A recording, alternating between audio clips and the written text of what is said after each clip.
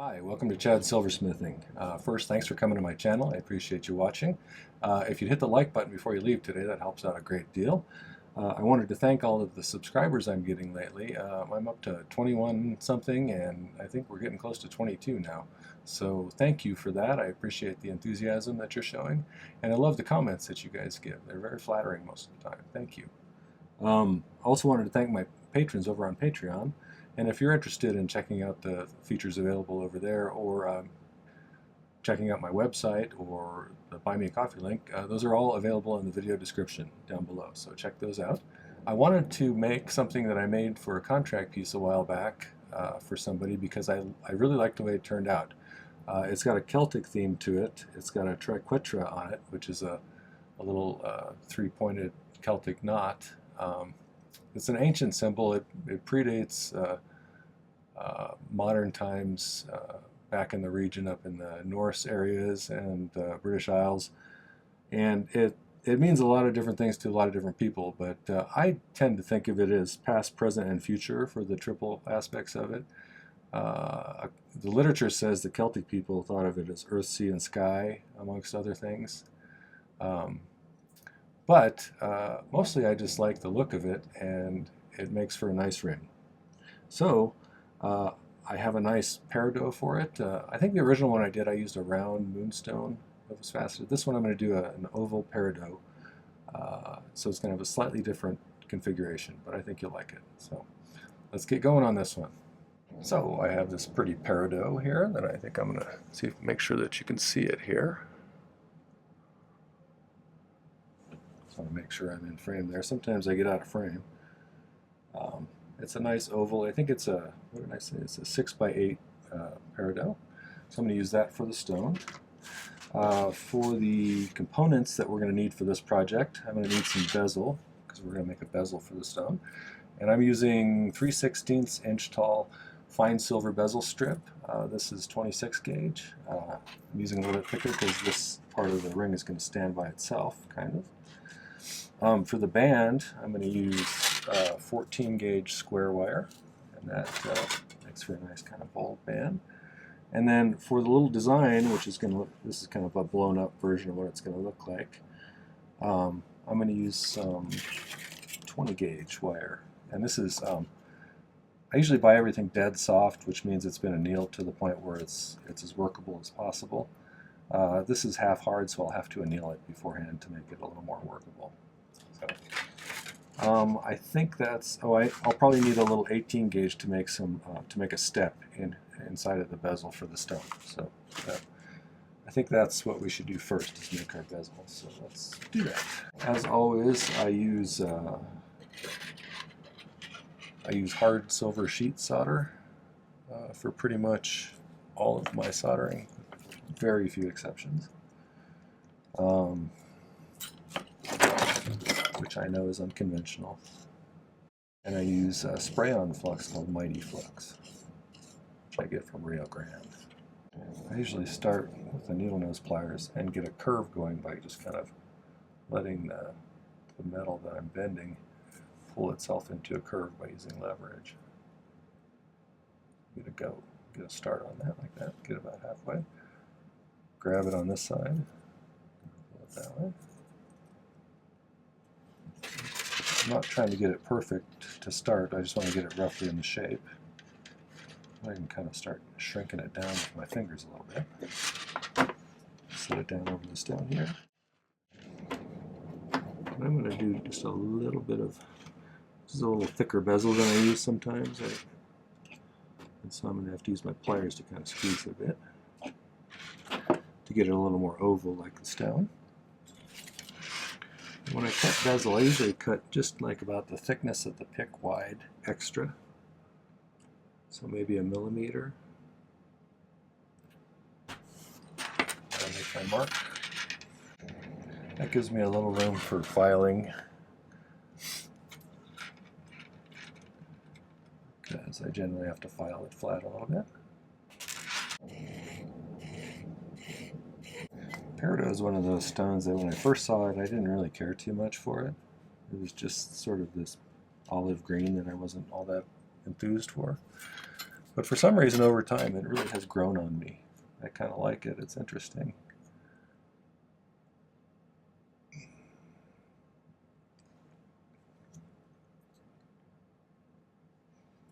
guess your taste for stones changes just like your taste for food as you're growing older.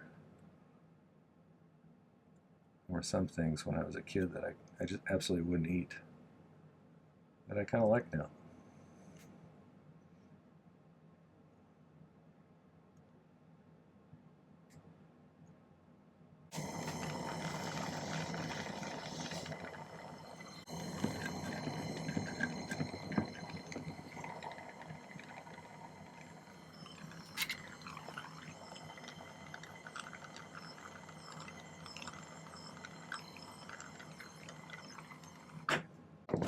Now let's get this reshaped.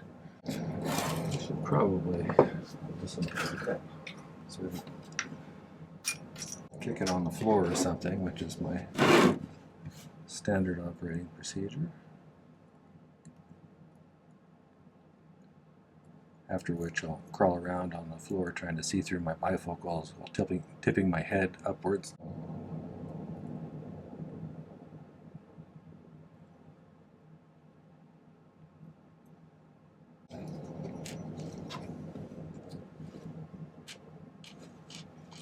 I got the size pretty good, I think. A little bit of 18 gauge round. I make a step bezel for faceted stones just with a couple of internal rings on the bezel. And I know you can also do another piece of sheet or a piece of bezel or buy step bezels. This is just kind of the way I've done it for a long time. I kind of like it. So.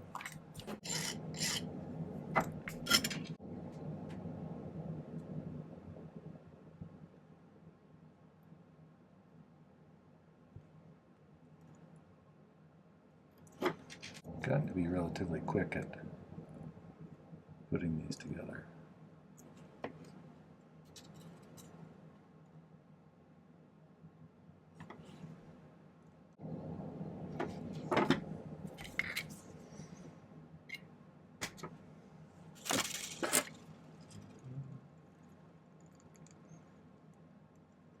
I generally cut these a little bit big and then gradually trim them down because it's much easier to remove stuff than it is to add stuff. So usually if I cut it too short, just cut a new ring and start over. But generally if I trim it down bit by bit, I don't overdo it. If it's just slightly too big, sometimes it's hard to get it to sit in there flat.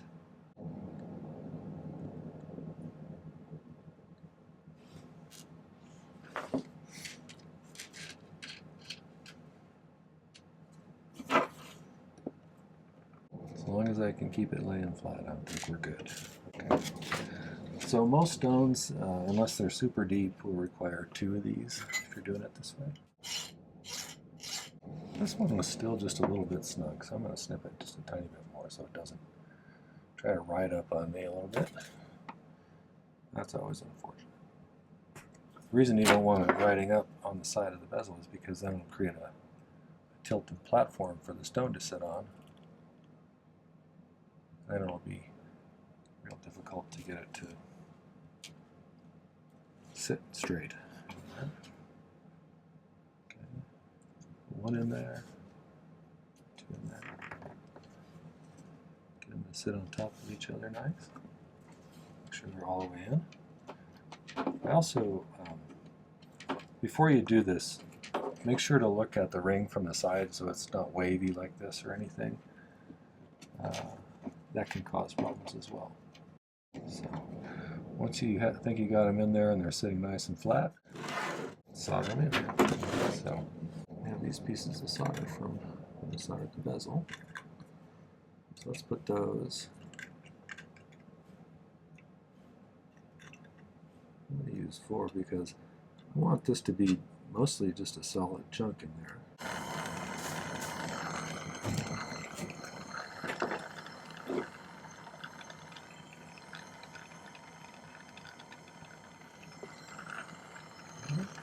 Heat this just like I would a regular bottomed bezel. bottomed. Can you use bottomed as an adjective? Bottomed.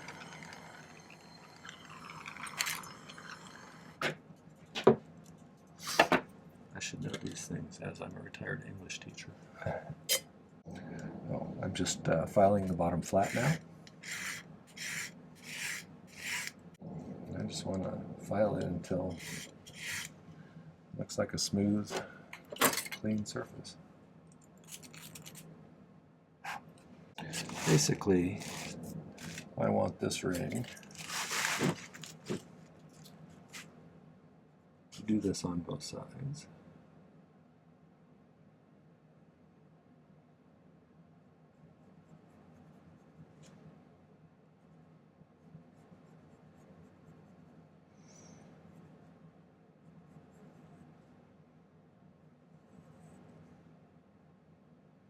And then have this little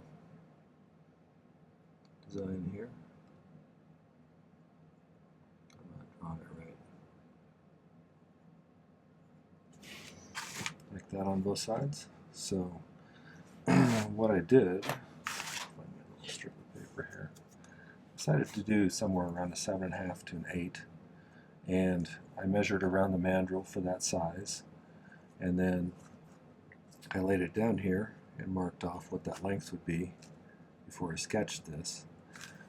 And this is pretty much in proportion to the actual stone. Pretty close anyway. And so the distance from here to here should be deducted from the overall length of the band. But you also have these curves going inwards like this. So it's going to be a little bit of a guessing game, and that's okay. But what I did is I generally just deducted a little bit from the end here, from about this distance here. So I'll probably cut them that long, but then because of that dip inwards, and these have to go a little bit longer and they're curving outwards, so I'll add a little bit more in, so maybe about right like there. So it's kind of like adding some, subtracting some, but we'll get somewhere in a close range there. You could make it really big and then just cut it down after you're done, but on the bottom I don't want these two to be connected together. I want them to go free flow, so it'll be a little bit easier. So let's cut some square wire to make that.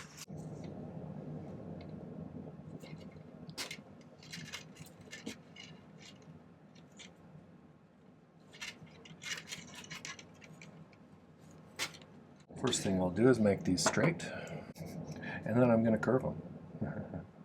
But I'd rather be starting from the same starting point on this in order to get them as symmetrical as possible. Okay. So it's going to need to curve outwards a little bit, and you could probably bend it around something if you want, but I think I'm going to just manually bend them.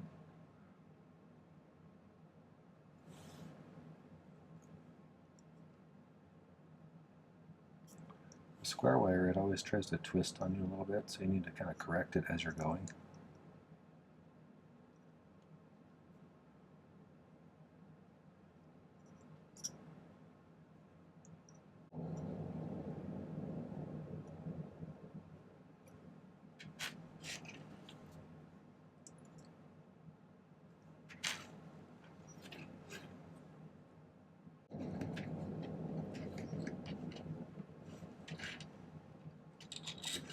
Pretty close. Let's see where they're at when we do this.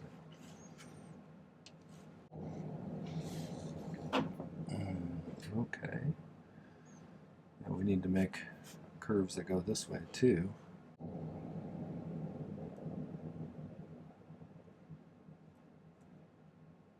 So I need a couple of shorter pieces. And what we could do is just wrap it around the ring mandrel to get a circle and cut out arcs from that.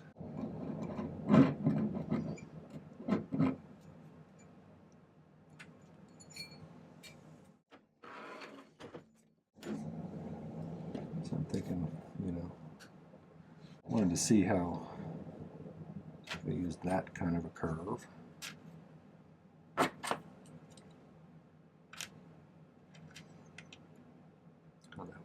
that's actually a nice, that's a pretty nice match to the curve there. So I think I'm going to go ahead and use pieces out of this circle that I just made.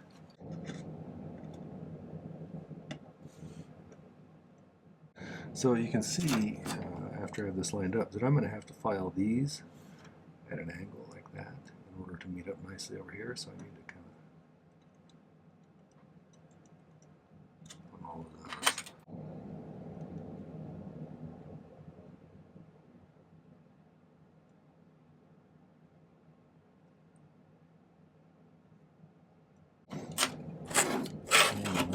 But I really kind of want this one to be pretty symmetrical, so about 10 centimeters. It's about 10 centimeters. So they're pretty good, I think. So I'm going to go ahead and solder that together. I usually pick solder things, but if you want to lay them on here, that's fine.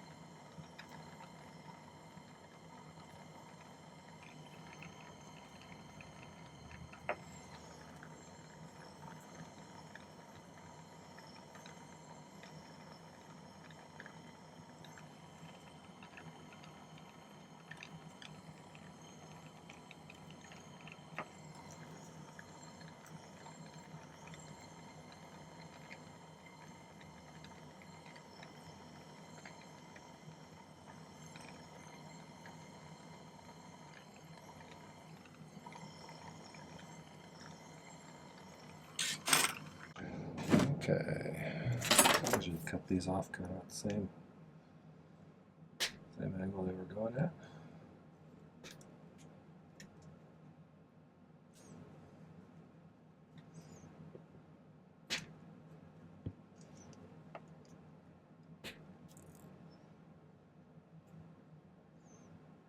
Look at my drawing here now.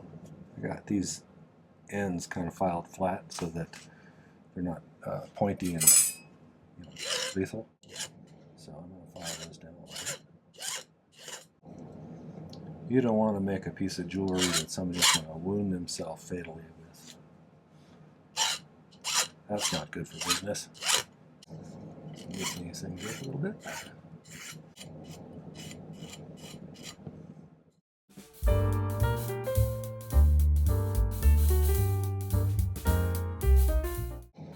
Okay.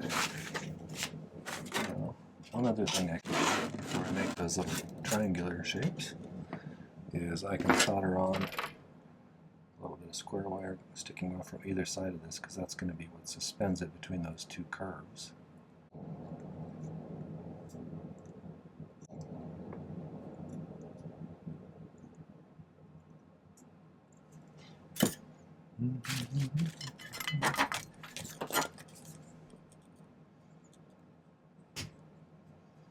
These are way longer than they need to be. But I'd rather have more than not enough. So I'm going to file an end flat on these, and then I'm just going to solder one to either side of this. I always try to spend some time with this, because if I don't, it's inevitably going to be just a tiny bit skewed to one side. And then I'll stare at that forever, or I'll try and fix it later and screw the whole thing up. So try and get it as straight as I can.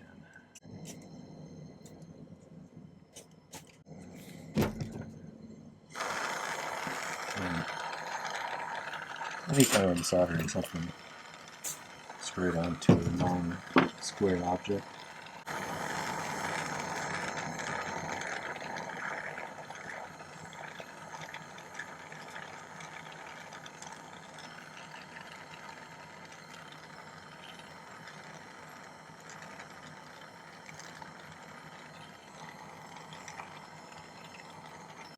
I don't know, we'll see, I guess. So it's going to end up being kind of like. But I think now our next step is going to be making those little designs for the inside. So they're going to be pretty small. So I'm going to anneal some of this half-hard 20-gauge wire just to soften it up a little bit so it's more malleable. Annealing is just where you take it, the metal up to the close to the melting point, but not to where it starts to get shiny on the surface, just kind of reddish. And then let it cool off, and that takes that springiness out of it.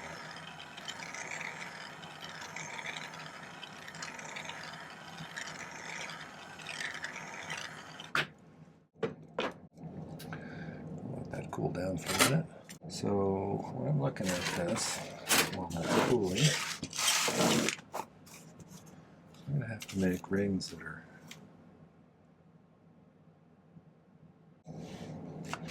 so I'm thinking maybe around, if I look at the diameter of that, right around that might be the right size. So I'm just going to try wrapping it around and making a spring on this thing, and we'll snip off some pieces and see how it works. Because it's basically just 3 semicircles.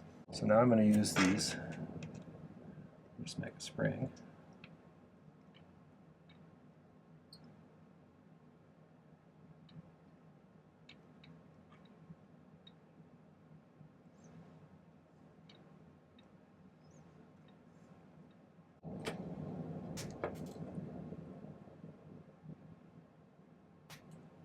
Kind of about that big, and we'll see where we're at.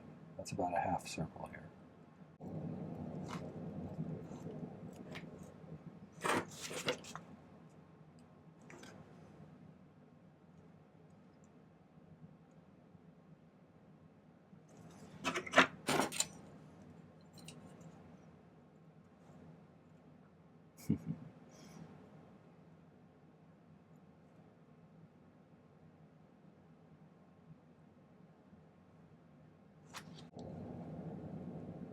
That's pretty close.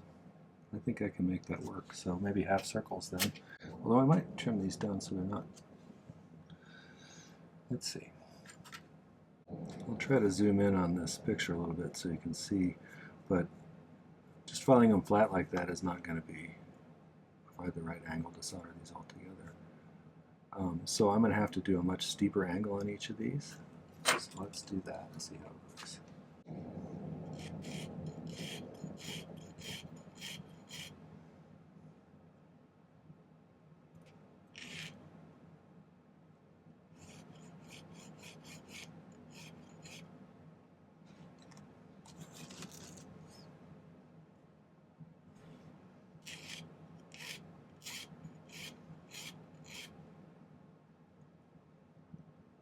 Now let's see how these fit together. I don't know if you can see that well or not on the camera, but I'll try and zoom in on it if I can. But those angles are much nicer for soldering these together. So I'm going to go ahead and cut 3 more so I can do 2 of these things. Okay, I usually start by soldering, if I remember right, since I did. Soldering 2 of them together, kind of like that. Okay, for these ones we're going to use pretty small pieces of solder.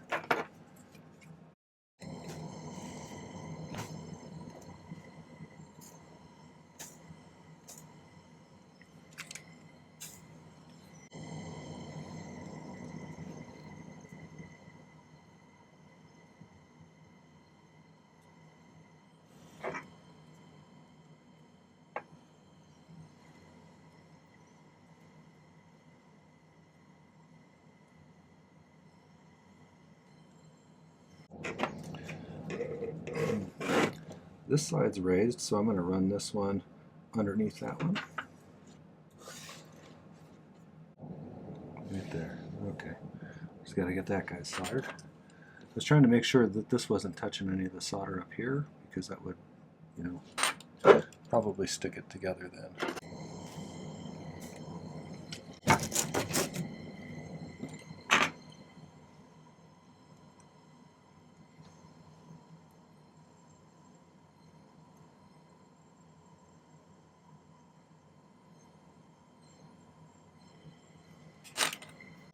Okay, so now got it crossed over. I just need to line these guys back up a little bit.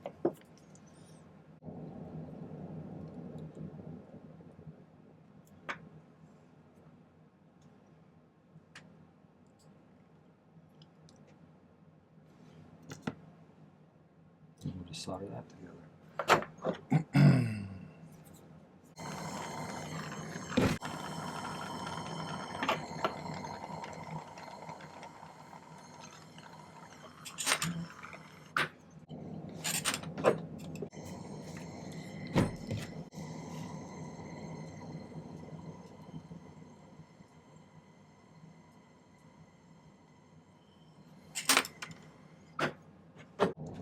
Just to make sure they're strong enough. I'm going to solder some of those inner solder joints as well.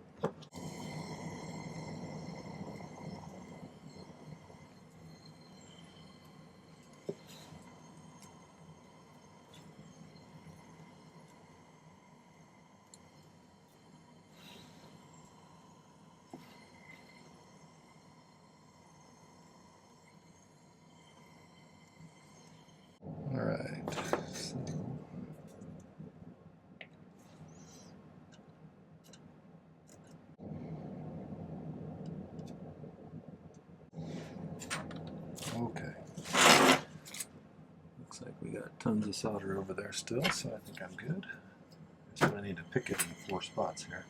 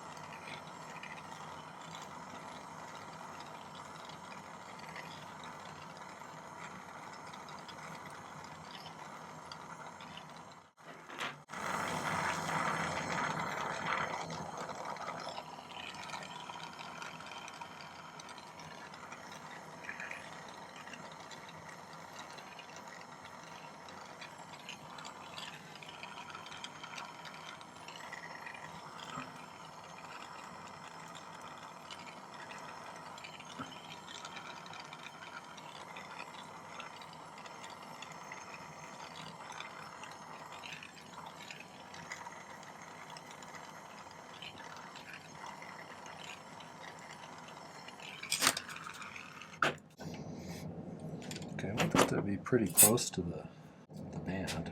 I have a huge space between these, so I'm just kind of cutting them down.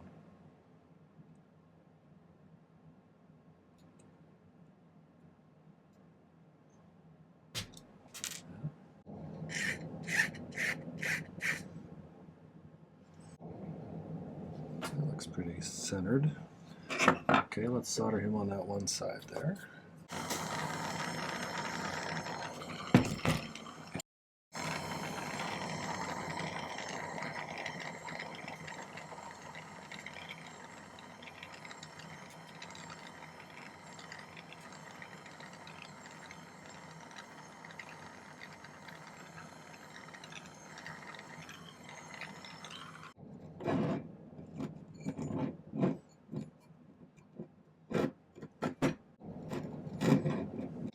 So I'm going to do some temporary shaping into a little bit of a sharper angle here. So I needed to meet there a little bit, and when I did this one I angled it slightly, and I may angle this one just a little bit too. So it's downwards like this, pointing it upward. That's the word I'm trying to say here.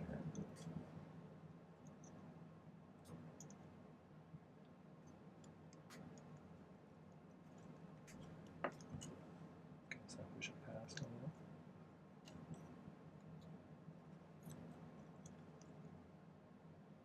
See if we can pull this one off without losing anything.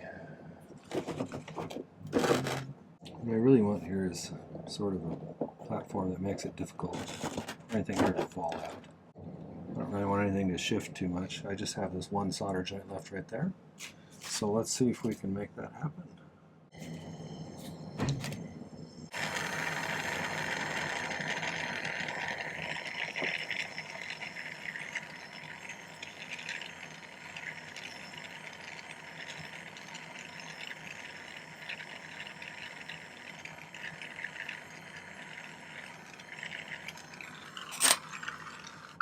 So I think I'm going to let that pickle. I'll shape it on the mandrel. Actually, we can shape it on the mandrel now. I have a mandrel that has kind of a flat side on it. It's kind of nice when you have a ring like this that has a bezel at the bottom like that. So I'm going to get it mostly round on this.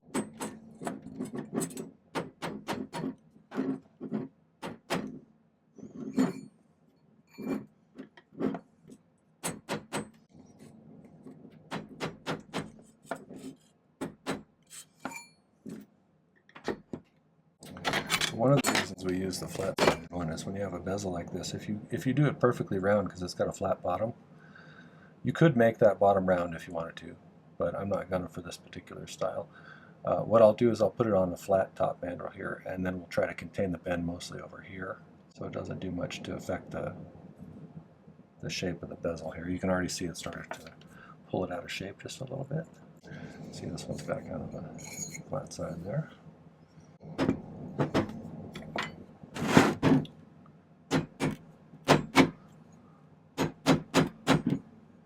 When you have a little spot like this that sticks up, you need to lay it down, and you're worried about hitting your bezel. I don't know if you can see this or not here. Actually hold it on my chest like this. And you can direct the force of the hammer down into particular spots, like on the tips of these. Like that. That way they lay down a little better.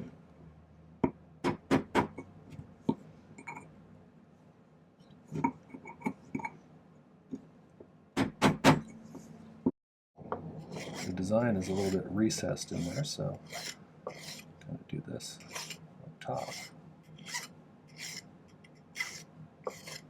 And I'll use the Dremel to fine-tune that. Okay, so I got that cleaned up a little bit. I'll do more with the Dremel after I let it pickle for a while, but I think it's time to pickle.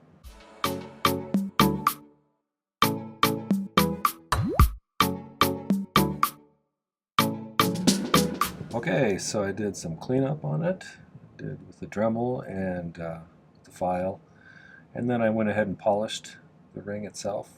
I generally polish things with the stone in it already, unless it's something like an opal, but for these videos it's been easier to do it this way. So I've already filed down the bezel to the correct height. In the case of one of these guys, where you're doing a faceted stone, you want it to be just barely above the girdle of the stone, which is the widest portion of the stone, and then we can start pushing this in towards it. And these have a tendency to rock, so I try to do it pretty symmetrically from side to side. Like I'll do one side and then I'll do the other side. You know, check to make sure it didn't tip up or anything. And then do the end a little bit. Do the other end.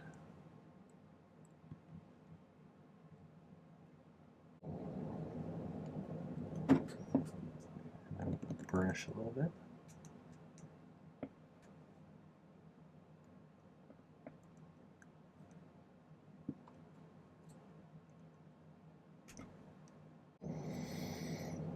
Okay, well that's pretty much it. I'm gonna do a little fun polish on the top edge there where I was just working it. And I think that should be in there pretty good. Let's give it a poke from behind. Yep, that's not going anywhere. Alright, well I think that one came out nice. So, give it a try. Alright, well that was the Celtic knot ring. Thanks for watching the video. I'd appreciate it if you'd hit the like button before you leave. And subscribe to the channel. There's lots of good content here. I just hit 130 videos. I think there's a lot of useful stuff for beginners as well as people who are just looking for ideas for something new to try. Check out the links in my video description for some various ways you can support me, and or check out my website. So I appreciate you taking the time to watch this, and I hope you got something good out of it. Take care. Happy silversmithing.